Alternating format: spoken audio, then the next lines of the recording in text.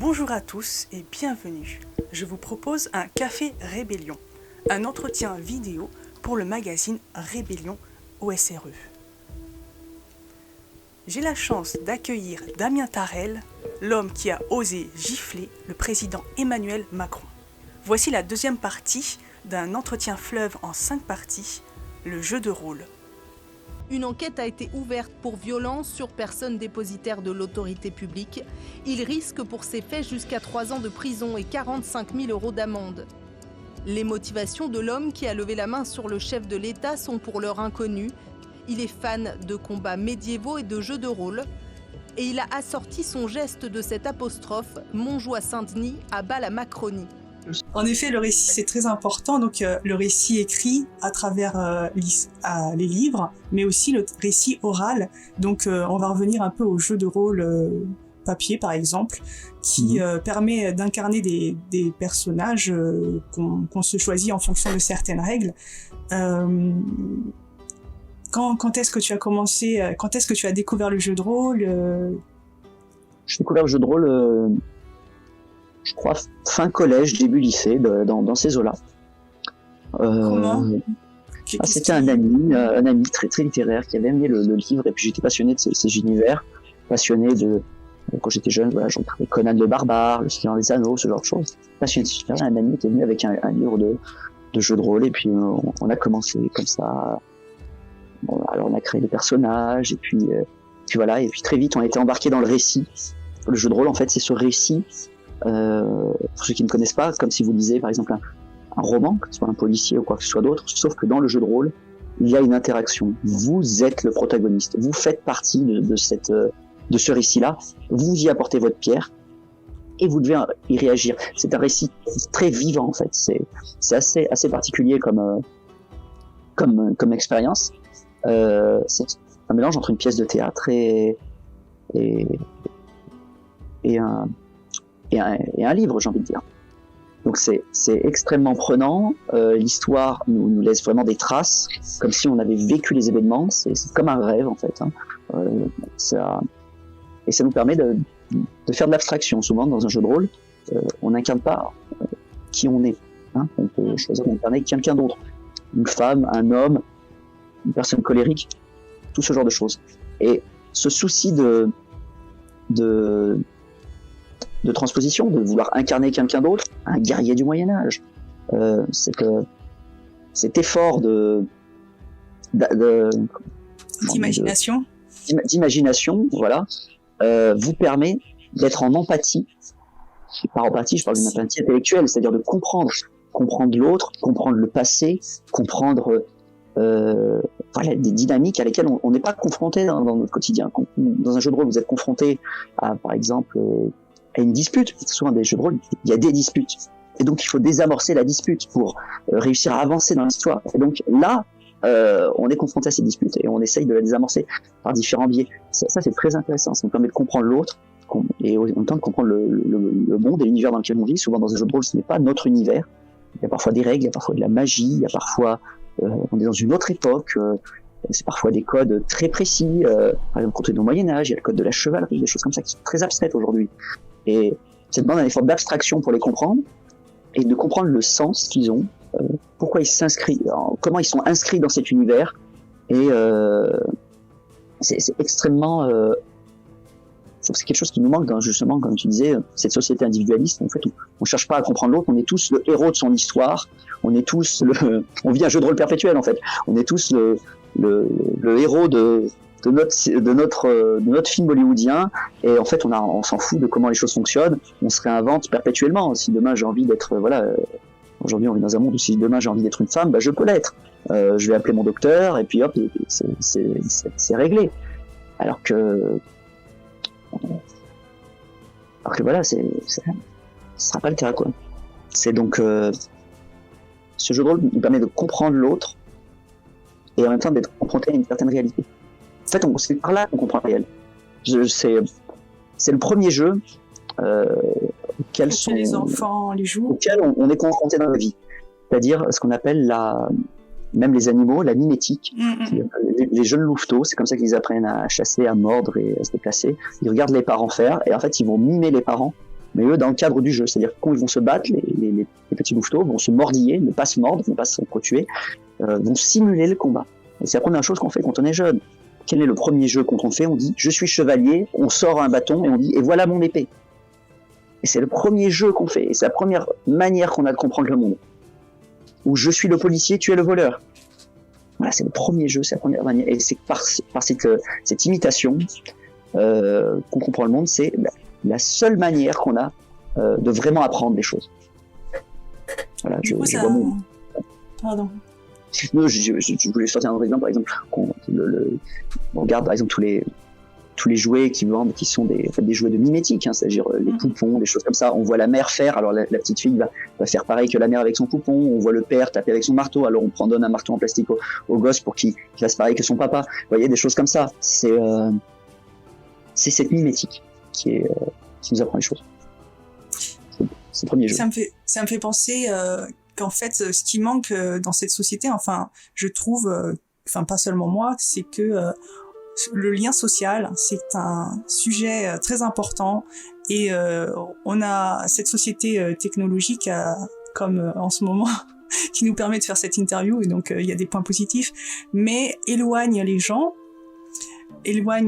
derrière des écrans et justement le jeu, c'est pas simplement, enfin le jeu de rôle physique où on est confronté donc avec la mimétique, pardon, c'est très important au niveau du lien social et c'est quelque chose qu'il faut retrouver, qu'il faut conserver parce qu'il y a vraiment, je pense, une lutte à faire entre les personnes qui voudraient confiner chaque individu derrière un écran et comment l'humain s'épanouit en apprenant, en mimant, en ayant des rapports sociaux réels, en se voyant, en se sentant, en ayant des interactions physiques.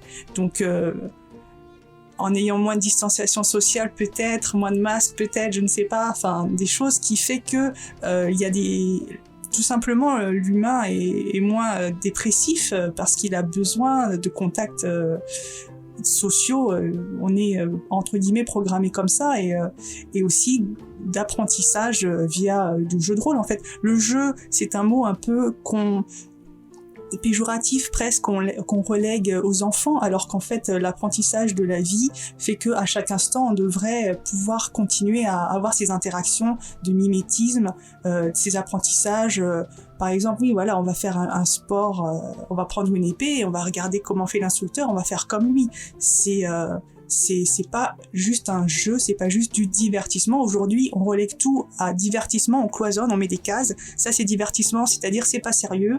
Mais en fait, non. Le jeu de rôle, ça permet plein de choses. Et ce que j'ai constaté quand je fais du jeu de rôle, par exemple, j'ai l'impression que ça développe donc l'imagination, mais aussi une certaine zone du cerveau. Enfin, c'est des choses qui ont été dites, qui ont été étudiées, que ça développait des zones qu'on n'a pas l'habitude d'utiliser et qui sont un peu liées aussi au rêve. Tu as parlé un peu du rêve. Le rêve, l'imagination, c'est tout un pan qui est un peu relégué à... Dans cette société un peu matérialiste, c'est relégué à quelque chose de pas intéressant et même, peut-être même, je sais pas si on peut faire des ponts, enfin moi je fais un pont entre l'imagination et le sacré, les mythes. Bien sûr. C'est des choses à retrouver un peu pour lutter contre le matérialisme qui voudrait une société sans magie en fait. Et peut-être que même dans l'histoire et les chevaliers, on imagine un peu de magie, même si c'est un mot qui veut tout et rien dire, mais c'est comme si on se casse du quotidien très matérialiste et l'humain a besoin de ça. Il a besoin de se reconnecter à l'imagination, au sacré. Et je pense que le jeu de rôle permet ça. Est-ce que toi, il y a des jeux qui t'emportent là-dedans, qui te font te sentir presque en contact avec quelque chose d'au-delà? Oui, après ça dépend des maîtres de jeu. Les maîtres de jeu ceux qui nous écoutent ont déjà fait du jeu de rôle, donc chaque maître de jeu est différent, mais certains arrivent à vous faire ressentir ce sentiment justement d'être en connexion avec quelque chose, de retrouver en fait cette notion de, comme tu dis, de sacré en fait, tout simplement de. L'humain a besoin de rêve. On a besoin de rêver, on a besoin d'imaginer de grandes choses, on a besoin de ça. Et aujourd'hui, on veut plus nous donner ça. ou alors vous nous le donnez, mais de manière, voilà, votre rêve, ça va être quoi? Ça va être, voilà, d'acheter une télévision, de pouvoir, par le matériel, en fait. On veut nous faire rêver par le matériel. En fait, on oublie que on peut rêver, justement, de quelque chose de plus grand. Et c'est vrai qu'il y a beaucoup de jeux comme ça qui, moi, les jeux qui me font le plus rêver, c'est ce qu'on appelle je ne sais plus comment on les appelle, mais c'est presque des jeux de fantastique pur dans le sens où le fantastique vient s'intégrer dans le monde moderne. Alors c'est très intéressant parce qu'on est là aujourd'hui dans notre monde et où le fantastique vient le pénétrer et là d'un coup c'est très facile de se projeter. Tu as des noms de jeux? Oui, moi j'aime beaucoup le jeu de rôle Sion qui s'est inspiré de American God, le roman. Là récemment il y a une série qui a été faite là-dessus, c'est très onirique justement, où justement c'est un protagoniste qui va petit à petit basculer qui va découvrir que dans le réel se cachent les dieux antiques. Voilà. Et donc il va voir les dieux antiques, Zeus, tout ça. Et il va découvrir qu'ils ont une influence et qu'en fait notre esprit, et c'est presque méta, hein, parce que le propos de ce livre, que l'esprit humain est un démiurge. L'esprit humain peut créer des dieux. C'est-à-dire que les dieux en fait se battent pour les faveurs des gens. Et justement, il y a des nouveaux dieux. Donc il y a Monsieur Mondialisation, le dieu de la technologie. Il y a les nouveaux dieux qui arrivent par rapport à justement ces croyances qu'ont les gens en ces différents médias. Le dieu des médias, tout le monde est là. Oui, effectivement. Cette croyance en les médias, par exemple. Et donc du coup, ça crée une nouvelle divinité. Donc c'est pour ça, il y a les anciens dieux qui vont combattre avec les nouveaux dieux, les anciens dieux qui avaient des valeurs guerrières, des choses comme ça, avec les nouveaux dieux qui représentent très bien notre société. Je trouve que c'est très intéressant. C'est un jeu de rôle que j'affectionne particulièrement. Après, tous les jeux de rôle aussi historiques qui permettent de se projeter justement dans un passé avec des codes différents. Quand on a un maître de jeu qui connaît très bien l'histoire, et c'est un peu les visiteurs à l'envers. C'est-à-dire, on débarque dans ce monde médiéval et on essaye de comprendre les codes comme les visiteurs dans le monde moderne. Là, c'est pareil. Et c'est extrêmement plaisant justement d'essayer de les comprendre, d'essayer de s'y adapter. Au début, on est un peu perdu. On comprend pas très bien, on se dit mais attendez, pourquoi il est vexé? Et ben non, parce qu'en fait j'ai entaché son honneur, et on essaye de comprendre comme ça certaines choses, voilà, qu'on peut se balader dans la rue, il faut faire attention, il faut porter les armes, qu'il y a des castes, il y a ce genre de choses qui aujourd'hui est complètement abstrait, hein. Ça nous permet aussi de mettre en parallèle notre société en disant ah mais il y avait quand même des choses qui étaient pas mal. Il y a des noms de jeux de rôle historiques que tu affectionnes En jeu de rôle historique, on va dire que tout est possible. Donc, oui. J'aime bien, par exemple, les jeux de rôle historiques qui parlent de l'Antiquité, comme Antica. Moi, j'aime bien parce que ça parle aussi de la fatalité du destin du héros. Quand on étudie les récits antiques, il y a une fascination pour le héros qui va finir de manière fatale, pas forcément dans la mort, mais parfois même dans le déshonneur, dans la souffrance. Et pourtant, qui est le héros? Ça, je trouve ça assez intéressant. Justement de comprendre cette philosophie-là qu'avaient les Grecs antiques, de se dire ah oui, le héros va finir de manière fatale, c'est une règle. Alors que bon, on est là pour se faire plaisir, et pourtant on arrive à s'amuser justement en disant j'essaye d'éviter mon destin, et pourtant le destin revient. Ça nous permet de comprendre aussi des philosophies de l'époque. Tout jeu de rôle est en fait une photographie d'un temps et d'un récit. Je parlais d'American God, c'est une photographie de ce roman, voilà, d'American God. Antica, c'est une photographie de ces récits antiques, l'Odyssée, etc.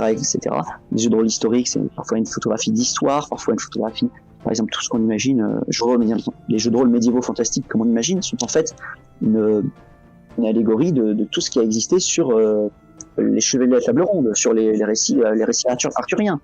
Et donc, le récit est aussi une photographie de l'époque, d'une certaine manière, parce qu'il montre un idéal, il montre la vision fantasmée de l'époque est aussi une représentation de l'époque. Et c'est pour ça que c'est très intéressant d'essayer justement de se projeter dans le récit et en même temps dans l'époque. Le jeu de rôle, pour moi, qui est fondamental, comme on l'a dit, c'est le premier jeu, et c'est en fait le jeu de l'éducation. Oui. On apprend par le jeu. C'est Freud qui disait le jeu ne s'oppose pas au sérieux, il me semble que c'est lui, ne s'oppose pas au sérieux mais à la réalité. Et donc c'est cette opposition à la réalité qui est le jeu qui nous permet de comprendre justement la réalité. Oui. Et En fait, c'est l'imaginaire qui nous permet de comprendre le monde réel. Dans un monde où aujourd'hui, on ne sait plus qu'est-ce qui est de l'imaginaire ou ce qui est de la réalité. Au final, ce qu'on appelle souvent les geeks qui sont là dans l'ordre qu'on imagine complètement déconnectés du réel, sont peut-être pas forcément si éloignés que ça du réel, que certaines personnes qui se fantasment, comme on peut l'imaginer, chevalier du bien en étant procureur de la République, par exemple, ou en étant ECS, un gardien de la paix, ils s'imaginent être... Vous voyez ce que je veux dire? Là, on est dans le fantasme qui s'incruse dans la réalité. Mais quand on sait ce qui est de l'ordre du fantasme et ce qui est de l'ordre du réel, peut-être on a plus de conscience du réel. Et les guerriers de la justice sociale, est-ce que ça parle? Les guerriers de la justice sociale aussi, voilà. Les guerriers de... Voilà, ils s'imaginent. Aujourd'hui, on a ce... Moi, je pense que plus de gens feraient des jeux de rôle où ils incarneraient des chevaliers, peut-être qu'ils auraient moins envie d'en mettre pour des causes qui n'ont pas de sens. Sur Internet, ce que je veux dire sur Twitter. Ils comprendraient mieux ce que c'est qu'être un chevalier. Ils se diraient pas je défends l'opprimé, je défends la minorité, donc c'est parti, tous les moyens sont bons. J'ai remarqué ça. Je sais pas si vous connaissez ce biais de on a remarqué que les personnes qui donnent le moins aux pauvres sont celles qui s'abreuvent du plus de vertu, c'est-à-dire que c'est celles qui disent ah mais moi je défends ci, je défends ça, et qu'en fait ce sont les personnes qui donnent le moins en réalité, et que les personnes qui ont l'air d'être les plus aigries, les plus individualistes en réalité, qui ne revendiquent pas une implication dans une cause et dans une lutte pour une minorité, sont en fait ceux qui donnent le plus aux autres. Oui, ça peut se vérifier sur beaucoup de bourgeois. Socialement. On qui le démontre sur justement la bourgeoisie, le combat idéologique, le combat pour le bien, c'est-à-dire pour les soi-disant minorités, pour les opprimés, en tout cas ce qu'ils imaginent être des opprimés, donc ils se fantasment comme des défenseurs du bien.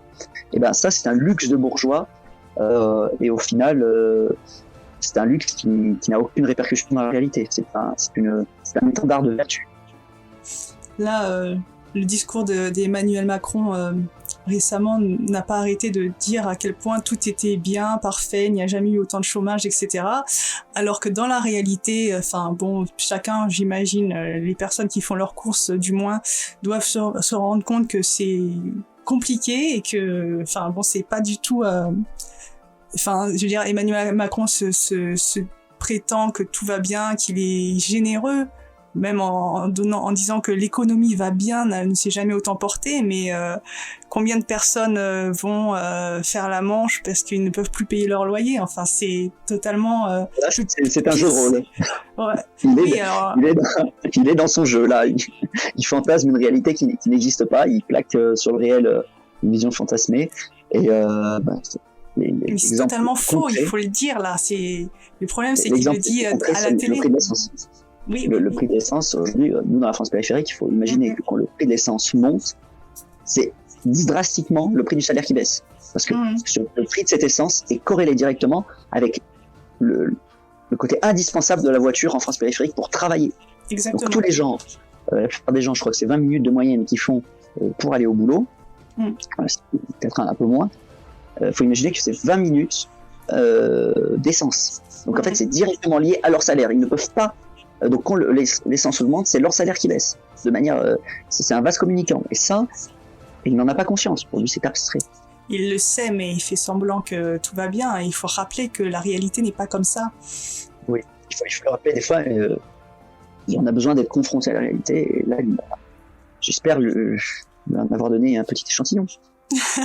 Une confrontation physique. Confrontation réelle, voilà. Confrontation réelle. Difficile de dire que... Ça a été difficile de dire dans les médias, même si je trouve qu'ils sont plutôt bien débrouillés, de dire que Macron était encore l'un des présidents les plus aimés, alors que à la rencontre, au détour d'un meeting, il se fait gifler. Difficile. Huer et gifler. Huer, à la limite, on peut couper le son, mais même gifler, c'est un peu plus dur de le cacher. Oui, parce qu'on il faut dire que c'est une isolation. On avait voulu couper le son quand tu as dit Montjoie-Saint-Denis à la Macronie. Il y a eu des versions sans le son pour faire comme si c'était pas politique. qui était plus choquant, c'est qu'ils ont voulu couper aussi le son de la gifle. Montrer que parce que sur l'image, si on coupe le son de la gifle, on a l'impression que la main ne touche pas. Et si on coupe le son de la claque, d'une certaine manière, l'honneur du président est sauf. Et donc, ils ont coupé le son au début de BFM TV, on a coupé le son de la gifle. Ils ont gardé tout le son autour, c'est-à-dire le son après et avant, mais juste le claquement a été enlevé. Pour pouvoir titrer tentative de gifle. Oui. La vidéo, et dire l'honneur est sauf, l'honneur du président est sauf, le coup n'a pas été porté, le coup a été manqué. Ça en dit long. On parlait tout à l'heure des SJW, enfin j'en parlais. Est-ce que tu es au courant que dans le jeu de rôle, qui est une industrie, il y a de plus en plus d'idéologies woke qui s'installent, qui font rééditer des livres de règles de jeu de rôle. Donc le jeu de rôle, souvent, il y a des supports de règles qui sont sous forme de livres, et certains livres sont totalement mis au pilori parce qu'il faut qu'ils soient réécrits en écriture inclusive, ou des choses comme ça. On a viré des scénaristes d'origine parce que c'était pas assez inclusif, où on change les races dans les univers parce que le mot race est problématique. Les races d'orques ils ont la peau trop sombre, donc c'est pas bien. Enfin, on met des guerriers qui vont sur les champs de bataille en chaise roulante pour etc. Qu'est-ce que tu penses est-ce que tu as vu cette inclusivité forcée, parce qu'il y a également de la cancel culture, hein, il y a des scénaristes qui sont virés, etc. Hein. Tu as vu ça, qu'est-ce que tu en penses? Je trouve que c'est intéressant, comme je te disais, on a eu l'imagination qui s'est inclue dans le réel, et maintenant on a le réel qui veut s'inclure dans l'imaginaire. on veut ramener, comme tu dis, la chaise roulante dans le monde médiéval fantastique. C'est ça. On veut inclure le réel maintenant dans l'imaginaire. C'est-à-dire qu'il y a les vieilles générations de rôlistes, c'était, quoi qu'on en dise, il y avait une version très séparée entre le réel et l'imaginaire. Mais aujourd'hui, comme on vit déjà dans un monde où l'imaginaire est omniprésent, et maintenant on veut inclure le réel dans l'imaginaire. On veut dire il est en fauteuil roulant, donc il puisse être en fauteuil roulant dans le jeu de rôle. Il puisse se battre à l'épée, c'est pas grave, parce que son but c'est qu'il puisse rêver de se battre à l'épée en fauteuil roulant. Donc, attendez, si je suis en fauteuil roulant, voilà, c'est bien imaginer dans un jeu de rôle justement en train de marcher, d'avoir mes jambes, je suis bien content. Oui, c'est ça. Peut-être qu'il aimerait un jour ne plus être limité à cette image entre guillemets, d'handicapé, et être justement se projeter en tant que personne autre, valide, etc. C'est ce que permet l'imagination, et on va pas rester bloqué. Non, là t'es un handicapé, donc t'es obligé de jouer un handicapé. Désolé, c'est vraiment la double peine. Genre, quand tu rêves, tu dois aussi être un handicapé. Non, c'est comme ça. C'est horrible. Je suis désolé, mais être en fauteuil roulant, pour l'instant, ça fait pas rêver, à part peut-être dans certains univers fantastiques, comme par exemple si vous jouez le professeur Xavier dans les X-Men, ça peut faire rêver d'être le professeur Xavier qui a des super pouvoirs, voilà, mais qu'est-ce que vous voulez que je vous dise? C'est pas la peine d'inclure dans un univers médiéval un fauteuil roulant, ou d'enlever les races qui sont justement très intéressantes, de montrer qu'il y avait quelque chose qui n'existe pas chez nous. Voilà, les races, c'était justement ça qui était intéressant dans le jeu de rôle, c'est que s'il y avait d'autres espèces humaines, d'autres espèces, qui sont très différentes, et ça permettait de comprendre certaines choses. Alors que là, si on commence à nier les différences qui existent entre les races, parce qu'il faut nier les différences qui existent entre les races humaines, mais il faut nier aussi les différences qui existent entre les races fantastiques. Mais attendez, où est-ce qu'on va? On perd tout l'intérêt du jeu, du coup. C'est particulier, mais je pense que c'est pas forcément spécifique au jeu de rôle. Je pense pas que le jeu de rôle est un univers particulièrement, social justice warrior, de gauche, quoi que ce soit. Je pense que c'est tout ce qu'on appelle les milieux culturels. En général. Oui, les institutions, voilà. Oui. Voilà, c'est ce milieu culturel en général. Et comme le jeu de rôle est un milieu culturel, forcément il y a ça. Mais je vais vous dire, surtout dans la communauté Warhammer, moi je fais beaucoup de Warhammer 40 000, ce côté inclusif, bof, hein. Nous on aime bien les univers sombres, on aime bien ce genre de trucs, donc forcément c'est un petit peu plus Warhammer, l'univers c'est le fascisme, hein, l'univers de Warhammer, donc c'est compliqué de mettre de l'inclusivité là-dedans, hein. Mais c'est justement ça qui est intéressant, c'est un petit peu proche. Oui, c'est de l'imaginaire, ça veut pas dire qu'on va faire ça dans la réalité. Et les gens qui sont bloqués là-dessus, qui savent pas faire la différence, devraient justement recommencer à travailler tout l'imaginaire. Se projeter, même voir un film, c'est pas la réalité. Le jeu de rôle, c'est un jeu qui permet l'éveil social, mais par l'univers aussi un éveil politique. C'est ça qui est intéressant. Et si on commence à désinhiber toute justement toute friction qui peut exister dans ce jeu, c'est-à-dire les différences entre les personnages, les différences entre les races, les différences entre les tout ce genre de problématiques qui dans le jeu sont bien réelles. Comment vous voulez après affronter les problématiques de la réalité? Mais aujourd'hui, on veut bien nier les problématiques de la réalité. Donc, il faut même pas qu'elles soient présentes dans le jeu. Il faut même pas qu'il y ait du racisme dans le jeu de rôle. Vous comprenez? Il n'y a pas de racisme dans la réalité, mais il faut même pas qu'il y ait du racisme dans le jeu de rôle. Oui, c'est ça. Dans le jeu de rôle, on a le droit de tuer, mais on n'a pas le droit de dire une remarque raciste. Donc voilà, c'est plus grave voilà, c'est moins grave de tuer. Donc, mais dans la réalité aussi, j'ai l'impression parfois, enfin bon. Bref. La réalité aussi, ce qui était grave, ce n'est pas que j'ai giflé le président, c'est que j'ai dit mon Saint-Denis pour ça. Hein. Oui, voilà le commentaire. Ok. Est-ce que donc pour rester dans le jeu de rôle, est-ce que tu connais les actual play? Non, je ne connais pas. Ou alors peut-être, si tu m'en fais une description, je verrai de quoi il s'agit.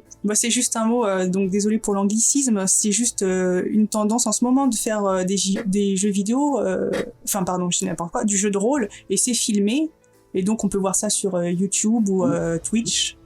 Donc c'est assez intéressant. Moi j'ai regardé quelque chose, et j'ai plutôt bien aimé à partir d'une certaine période. Et il y a un jeu de rôle qui cartonne aux États-Unis qui s'appelle Critical Role. C'est du Donjons et Dragons. Oui. Et ça a un énorme succès. Et est-ce que tu connais la plateforme Twitch? Je connais la plateforme Twitch, oui. Et donc j'étais au courant de ces parties de jeux de rôle filmés. Ouais, ça je connaissais. Voilà. En France, on en fait aussi. Et c'est souvent, oui. J'ai un ami même qui fait ça, qui met ses jeux de rôle en ligne sur Twitch en direct. Je trouve ça intéressant.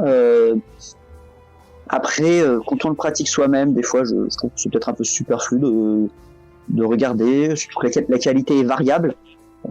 C'est parfois un peu long. Moi, je sais que je fais des parties, des fois, qui commencent à 14h et qui finissent à 4h du matin. Donc, je me verrais mal infliger ça aux gens. Je me verrais mal infliger une telle longueur aux gens. Même si c'est vrai qu'il y a des moments absolument incroyables qui seraient dantesques et de scènes de film.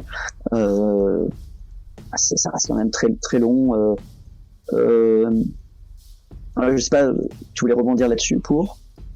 Non, pour savoir, mais pour dire que ces derniers temps, et notamment par rapport au confinement, ça a eu un très grand succès, et que je trouve qu'on n'en parle pas assez peut-être dans les médias du jeu de rôle, alors que c'est vraiment... il y a beaucoup ça marche bien, et notamment récemment sur Twitch, il y a eu des leaks, des fuites de salaires, les chaînes qui recevaient le plus de dons, d'argent, et notamment la chaîne numéro 1, c'était Critical Role, c'est-à-dire que c'est quand même la chaîne qui fait du jeu de rôle, mais eux ils font du jeu de rôle à l'américaine, c'est-à-dire ils invitent 1000 personnes, ils sont sur une scène de théâtre, et ils incarnent leur show comme ça, et souvent ce sont des acteurs qui incarnent les personnages. C'est assez agréable à voir. Moi personnellement j'aime bien, mais il y a un côté très idéologique qui m'embête un peu, mais il y a des stars, entre guillemets des stars des acteurs qui sont connus pour faire du jeu de rôle,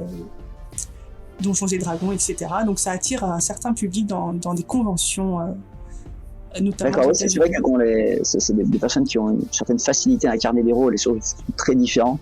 C'est vrai que c'est très agréable. J'ai connu sur des tables des gens comme ça qui avaient cette capacité-là. C'est extrêmement agréable de les écouter. C'est comme devant une pièce de théâtre. Donc c'est vrai que je comprends l'intérêt quand c'est des gens quand même qui ont un certain bagou, un certain background à ce niveau-là, qui sont capables de faire beaucoup de choses. Et par contre, je peux déplorer l'aspect idéologique qui vient toujours s'incruster, mais dans le milieu culturel, on n'y échappera jamais.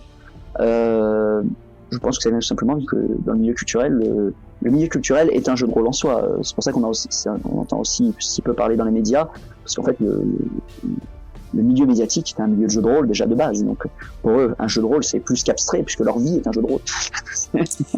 Oui. C'est un concept plus qu'abstrait. Franchement, pour être allé sur le plateau de TPMP, je peux vous le dire.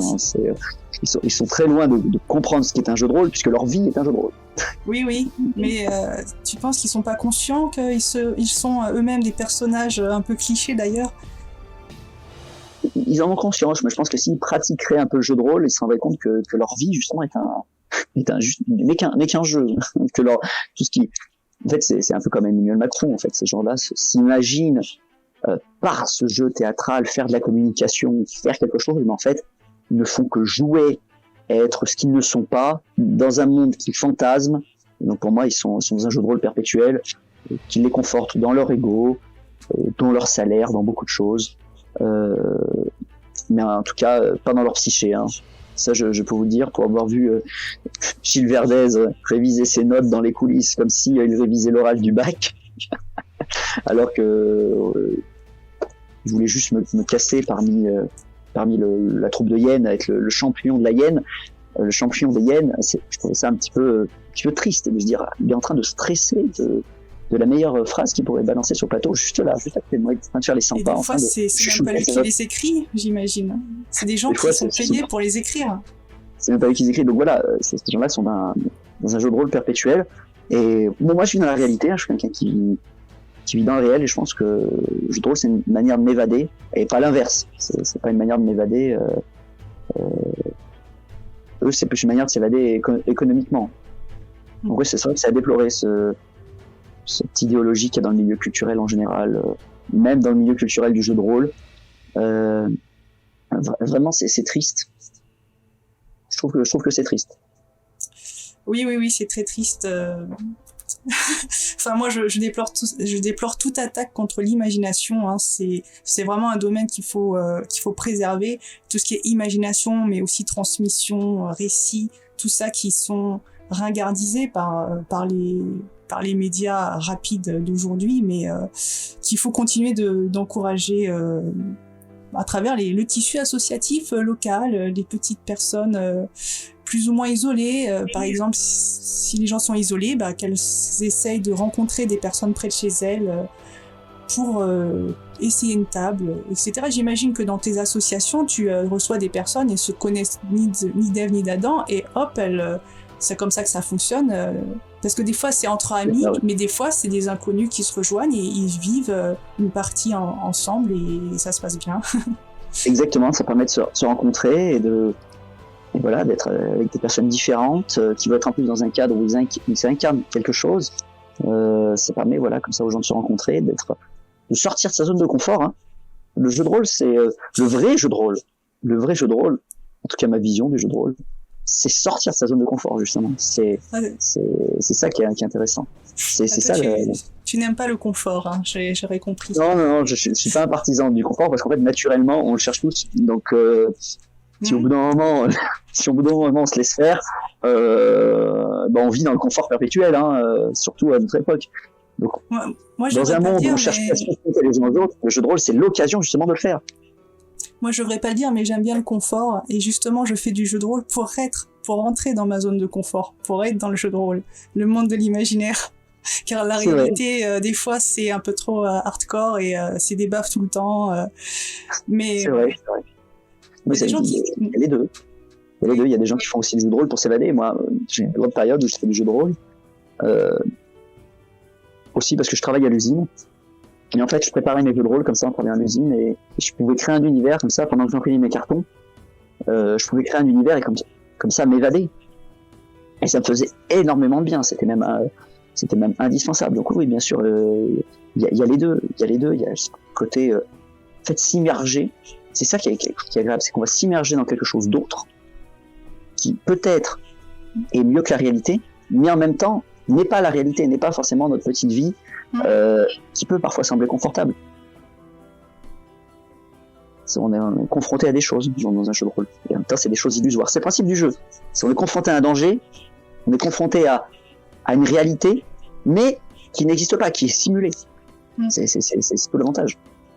Et donc tu écris des scénarios, Oui, j'avais écrit plusieurs scénarios à l'époque. Là, la table est un petit peu en pause suite à ma peine en prison et plusieurs choses. Mais oui, j'ai l'ambition de reprendre.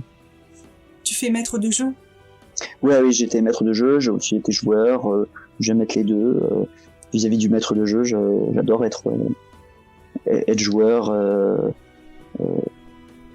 On peut aussi voir justement la différence d'univers d'un maître de jeu à l'autre, d'un scénario à l'autre. Beaucoup de choses peuvent être différentes. C'est assez intéressant. Il y a des maîtres de jeu que je trouve vraiment fabuleux. Hein. Je me dis d'où ils ont cette capacité d'improvisation. Oui. C'est quand même incroyable. Ça, c'est des années de pratique. Hein. Ça, c'est vraiment fabuleux. C'est ça qui est bien aussi. Moi, par exemple, j'utilise le jeu de rôle aussi pour travailler sur ma timidité et mon expression orale, qui est, à mon sens, toujours à améliorer. Et pour plein de personnes qui sont un peu réservées et introverties, comme moi, on peut justement se confronter à un petit cercle de personnes et tenter d'improviser quelque chose. Et puis, bon, il n'y a pas tant de jugement que ça, parce qu'après, on sait que c'est autour du suivant, et donc on est tous un peu dans le même bateau. Et c'est vraiment très important, je pense, comme travail sur soi, si on a envie un petit peu de travailler ça, des liens sociaux, mais aussi l'expression orale. Donc au final, tu sors quand même un peu de ta zone de confort, quand même, dans le cadre du jeu. Tu es dans un cadre de confort, mais ça te permet d'en sortir. Ça te permet de travailler. Dans l'imagination... Je suis dans l'imagination, dans le confort, mais physiquement dans l'inconfort. Enfin bon, c'est plein de strates. Mais ça reste des cases, le confort, le non-confort. Pour moi, c'est flou. Hein. Il y a plein d'échelles et de niveaux. Parce que des fois, il y en a, ils sont vraiment trop sympas. Et donc, du coup, le personnage ne meurt jamais. Et puis, c'est juste histoire de, voilà, on fait une continuité. On est plus dans le jeu de rôle, tranquille. Et il y en a, ils aiment bien justement le côté un peu hardcore. Genre, ton personnage, si tu fais de la merde, il meurt. Mais vraiment, cause-conséquence. Et toi, tu fais ça? J'aime bien ça. Ouais, voilà, j'arrive à le combat, quoi. Il y a souvent les personnages, moi, justement, c'est ça que j'aime bien, c'est comme ça, quand t'as un personnage qui a survécu pas mal de temps, bah, t'y es vraiment attaché, parce que tu te dis, waouh, celui-là, celui-là, j'ai réussi à le faire vivre longtemps. Et quand il meurt, t'es d'autant plus triste. Ah bah oui. Et c'est d'autant plus heureux. Et quand du coup, c'est magnifique, parce que quand du coup, tu es dans une situation de danger, mais tu ressens... tu ressens la peur. Ah vraiment, non, attends, faut que je prenne la bonne décision, sinon je vais mourir. Mon personnage que je traîne depuis 3 mois là déjà, il va pas mourir là, tu vois. Après ça dépend. J'étais tombée sur entre guillemets un mauvais MJ. Enfin moi je le trouvais mauvais, qui voulait que ce soit difficile et du coup c'était juste impossible et c'était que chiant. À chaque fois qu'on faisait un jet de dés, on perdait et on avait que des dettes. Et en vrai, on s'amusait pas du tout. Personne s'amusait. Personne aimait son personnage. On n'était pas content et c'était nul, quoi. D'accord. Parce que on faisait un truc et enfin, voilà, il y a un équilibre, des choses à satisfaction un petit peu quand même avancée, que ce soit pas que de la pénibilité. Le jeu peut être dur.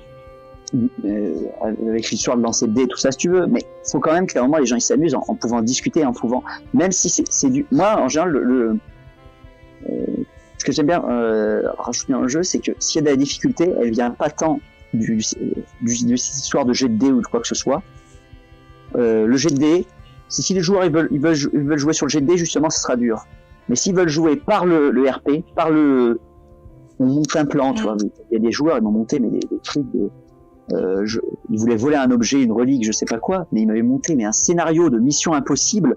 Même moi, j'aurais pas pu l'inventer. Ils ont dit, on va aller voir telle personne, on va faire ça, on va trouver tel objet, ensuite on va descendre par la canalisation, enfin, on va trouver les plans, machin, c'est pas possible. Ils m'ont monté un scénario de mission impossible, et du coup, c'est vachement dur, mais c'était vachement plaisant. Rien que la mise en place de la mission, tu vois. Et c'est ça, en fait, qui est intéressant. Comme même, ça soit dur ou facile, faut pas que ça soit, bon, je lance un jet de dés, je meurs, bon, on s'en fout. Non, c'est peut-être que je meurs, mais c'est parce que je me suis disputé avec un personnage, parce qu'il y avait des tensions, et tu vois, il y a quelque chose qui se crée. Moi, c'est ça que j'aime bien, c'est créer ce côté-là. En fait, je crée des difficultés, mais les difficultés, c'est pour créer du jeu.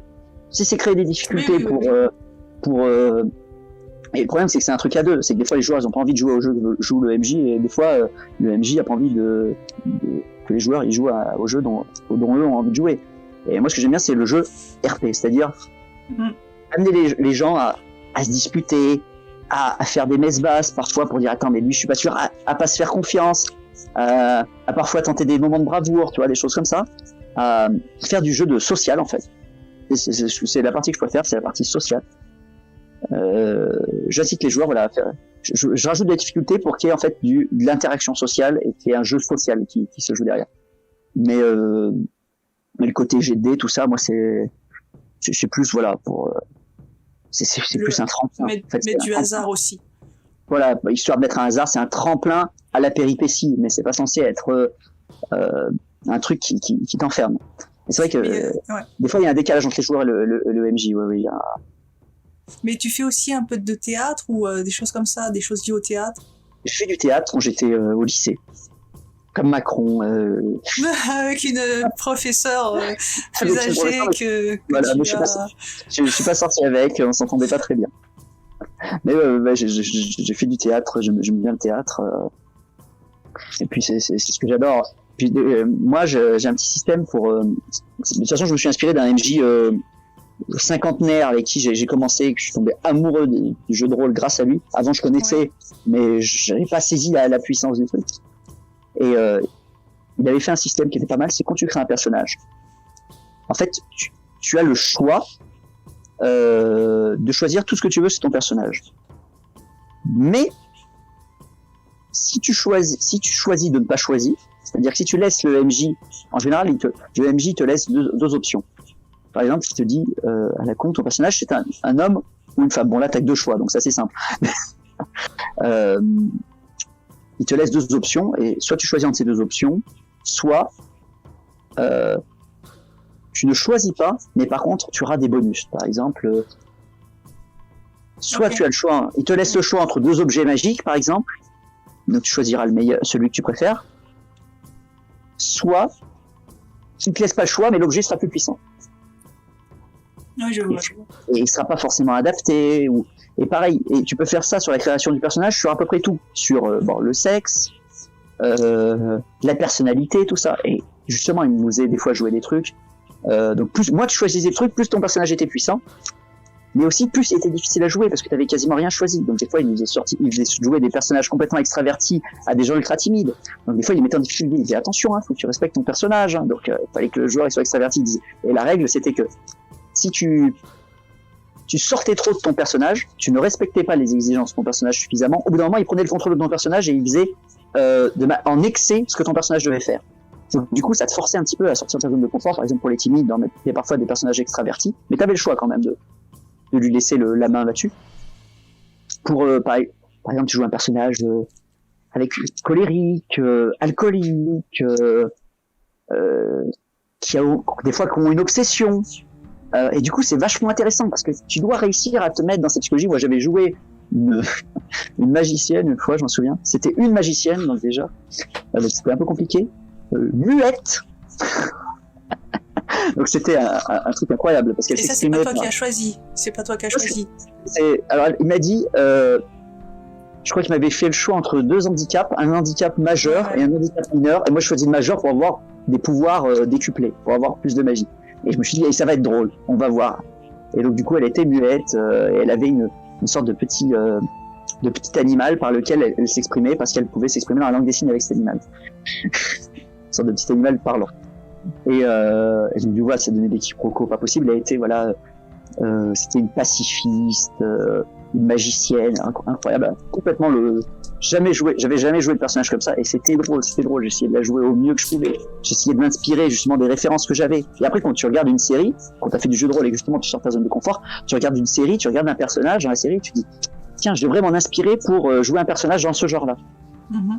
Tu vois, et du coup, ça te permet de sortir de ta zone de confort et de jouer des personnages comme ça. Voilà, moi j'ai joué des barbares, j'ai joué des voleurs, j'ai joué des marchands, j'ai joué des femmes, des machins. Il y avait un jeu comme ça auquel j'ai joué, qui s'appelle Macadabre. C'est ça. Hein. C'est un jeu où tu lances ton personnage, tous les choix se font au dé. Ouais. Et c'est vraiment pareil, t'as des handicaps lourds, donc muet en effet, mais des trucs un peu gore parce que l'idée c'est que tu meurs vite en fait, tu meurs au bout d'une heure et qu'après en fait il y a un corbeau qui est avec toi et c'est comme s'il enregistrait les informations que tu avais. D'accord. Enfin bon, ça c'était l'idée que c'était pas vraiment toi qui choisissais le personnage, etc. D'accord. Ah mais il y a très peu de jeux justement où il y a ce système de tu ne choisis pas ton personnage parce que ça a l'air assez punitif. En fait, tu vas te traîner un vieux personnage que t'aimes pas. Mais justement, c'est encore mieux. Parce qu'au début, tu l'aimes pas, c'est comme rencontrer quelqu'un. Au début, tu sais pas trop, et après, tu l'apprivoises, et tu commences à lui développer sa personnalité. Et c'est comme ça, t'es un peu un démiurge. Tu lui crées une personnalité, tu la développes, tu la peaufines. Au début, c'est une caricature, tu vois. Au début, par exemple, tu vas jouer, un colérique. Au début, ça va être une caricature, ça va être monsieur jamais content, tu vois. Puis après, tu vas le peaufiner. Ah non, ça va être le mec qui prend des montées de colère, tu vois. Peut-être il prend des montées de colère par rapport à quelque chose qui l'énerve en particulier. Et donc tu le peaufines comme ça. Et puis il a une personnalité un peu plus profonde. Tu lui rajoutes des traits, tu lui rajoutes des trucs. Et tu le développes comme ça. Et puis après tu t'y attaches comme une rencontre en fait. Et puis tu le développes. Et puis après tu lui as développé une certaine chose. Et ça te permet, quand tu rejoues un autre personnage, de prendre quelques éléments de celui-là pour en créer un nouveau qui, par exemple, sera colérique aussi, mais sera plus taciturne ou autre chose, tu vois. Tu rajoutes en subtilité. Ça, c'est vraiment intéressant. C'est pour ça que j'aime bien les jeux de rôle aussi où ton personnage meurt, parce que tu peux en changer. Donc, c'est pas trop punitif, tu vois. Si tu fais n'importe quoi, tu peux en changer rapidement par la mort. Et en même temps, quand il survit, tu t'y attaches et donc tu fais tout pour qu'il survive et pour le développer, pour lui donner une certaine profondeur. Vraiment, t'as un lien avec ton personnage qui est assez fort. C'est pour ça que les jeux de rôle, c'est fantastique. Je sais pas quand est-ce que t'as découvert ça, mais c'est un bon sujet pour un interview comme ça. Ouais. Je te disais qu'il y avait quand même de l'idéologie qui arrive, quoi. Oui, c'est que du coup, voilà, on devient dans plus un truc underground, mais ça restera notre petit truc, le jeu de rôle. Ouais, ça va, toi, t'arrives à être confiant là-dessus. Enfin, c'est. Ça reste imaginaire. Le jeu de rôle, c'est le truc de base depuis toujours. Ça va pas être. Ils vont pas nous pourrir ils pourront pourrir nos univers, mais ils ne pourront pas pourrir notre cerveau. Hein. Donc, c'est là-dedans que ça se passe, le jeu de rôle. C'est pas comme par exemple, les comics, ça se passe avant tout dans les médias. Oui, je suis assez positif. Après, on risque d'avoir du mal à trouver de bons jeux de rôle. Oui, c'est ça. C'est possible. Ça, c'est possible. Bah, c'est ça parce qu'ils virent des scénaristes, un passage sur. T'as des gros warnings, je sais pas quoi là, qui te disent. Attention, c'est un jeu. Je sais pas alors. Que ce soit en jeu ou en dehors, vous n'êtes pas tenu de tolérer les fascistes. Ce jeu est une façon de raconter une histoire sur la compréhension et peut-être même le règlement des ténèbres qui règnent dans notre propre monde. Servez-vous de ça à votre avantage. Ah non, attention. Tout cela, moi je lis un peu en diagonale, tout cela en étant dans son personnage évidemment. À l'heure où sont rédigées ces lignes, le monde réel subit un déluge d'idéologie fasciste d'extrême droite, auquel des gens bien intentionnés et toujours courtois laissent carte blanche. Si quelqu'un à votre table commence un jour à débattre sur des avantages, des théories de l'extrême droite, nous vous invitons à mettre un terme à cette merde. Si un scénario en jeu commence à vous mettre mal à l'aise en raison de ce qu'il se passe en dehors du jeu, employez l'une des méthodes décrites ici. Donc ils expliquent, donc c'est dans les officiels, hein, on réédite les livres pour dire, dans la vraie vie, si vous avez quelqu'un qui a des idées... Faut que je te demande un truc. Là, ce passage-là, enfin, c'est un truc de... Non mais je te dis des trucs, ça c'est rien à côté de ce qui se passe. C'est pour ça que je te dis, l'idéologie, il faut en parler. Mais tu vois, j'aurais dû... Tu vois, je te dis, si tu voulais, ils sont partout. Moi, j'ai un livre sur, qui est vachement bien, là, comment il s'appelle Savoir être MJ ou je sais pas quoi, guide du MJ ou je sais pas quoi, il y en a plusieurs, guide du MJ, guide du joueur, guide je sais pas quoi, et ils ont dit on a tout mis au féminin parce qu'on trouve qu'il n'y a pas assez de joueuses, donc on dit joueuse au lieu de joueur, parce que en plus c'est bien, la place de la femme, machin. Et moi déjà ça m'avait un petit peu, putain les gars vous abusez quoi, juste tout mettre au féminin. Mais on est capable une femme est capable de lire un livre où il y a écrit joueur au lieu de joueuse. Ça va, on peut lire un livre où il y a... c'est bon, c'est pas parce que vous avez écrit joueuse dans tout le bouquin qu'il y aura plus de joueuses. Et donc ça m'avait un petit peu irrité, mais sans plus. Accessoirement, cela crée aussi de meilleures parties. Par exemple, votre groupe pourrait inclure des personnes se considérant comme transgenres. Elles envisagent ou non de transitionner, qui se sentiront probablement inconfortables si vous présentez le fait d'être transgenre comme une simple préférence ou une pathologie à soigner, ou encore si vous partez du principe que tous leurs personnages sont transgenres. What the fuck? Ah mais c'est un truc de ma boule. Oh mais c'est énorme. Ah, mais c'est fantastique. Que faire dès lors si un joueur souhaite jouer un fasciste ou si un compteur désire incorporer un PNJ fasciste dans sa chronique? Vas-y. Alors, ça, je veux savoir. Non, mais je crois que j'ai lu le pire, je crois, hein, parce que là, c'est... Dans le monde des ténèbres, ce type d'individu est très répandu. Ouais, le monde des ténèbres. Ah, Il peut s'agir d'un scélérat tragique, d'un ancien ami tombé au plus bas, voire une personne que les personnages joueurs considèrent leur allié. Il pourrait s'agir du bourra néo-nazi. Le bourra, c'est un type de vampire. Du milliardaire ventru d'extrême droite ou de l'eugéniste Simis. Indépendamment de la façade qu'il présente au monde, les personnages joueurs devraient obtenir la satisfaction de les mener au salut ou éventuellement à la destruction.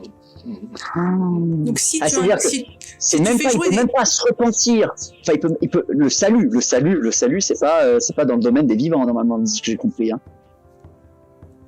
Enfin, je veux dire, c'est soit il peut même pas se repentir de son vivant et devenir une bonne personne. Non, c'est soit il meurt, soit il est détruit carrément. C'est ce que je comprends moi en tout cas.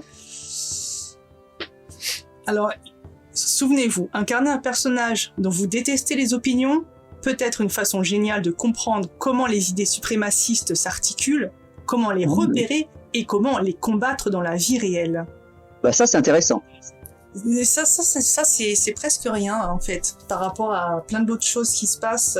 Enfin, il y a vraiment des gens qui ont été Enfin, moi, le fait de virer les personnes, c'est la cancel culture, la censure et la cancel culture, c'est vraiment un truc qui m'horrifie, et c'est pour ça que je suis très sensible à ce sujet-là, et dans le jeu de rôle et dans la culture, ce qui est de l'ordre de l'imaginaire, qu'on nous mette qu'on nous dise quoi penser, quoi imaginer, faire une police de l'imagination. Et se rendre pas compte qu'en fait, c'est exactement ce qu'est le fascisme. C'est un truc de ma boule. Bien sûr. La police de la pensée comme ça et dire, je veux dire, mais remplace fasciste, mais par juif. Oui, bien sûr. Le fascisme. Mais je veux dire, remplace, c'est un truc de ma boule. C'est incroyable. C'est la même pensée, la même logique, le même truc. Mais là, c'est tout simplement, le mec il a des idées, mais c'est des mauvaises idées. C'est une mauvaise personne. Ce sont les méchants, machin. Putain, mais c'est incroyable. Bientôt, on mettra le mot les non-vaccinés. Si vous avez des joueurs voulant jouer des non-vaccinés. Des joueurs complotistes qui pensent que le vaccin... Voilà. Leur salut. Vous pouvez les amener au salut ou à la destruction. La destruction. Mon Dieu, au centre de vaccination le plus proche ou à la destruction. C'est horrible. Non, mais on t'a bien fait de me montrer ça parce que je ne savais pas qu'on en était là. Mais moi j'étais resté bloqué. J'étais resté il y a encore 20 ans. Enfin, j'exagère, mais. Comment dire, créer des personnages, des PNJ, quand t'es scénariste, en termes de gentils méchants, nous ça nous intéresse pas. Bien sûr. Moi ça m'intéresse pas de jouer à ça. Ça m'intéresse pas de créer ça. C'est des personnages avec des faces peut-être sombres, des faces lumineuses. C'est la vraie vie, c'est-à-dire que les gens, ils ont un côté plus immoral, plus moral, enfin voilà, et selon les subjectivités, c'est perçu différemment. C'est la vraie vie, voilà.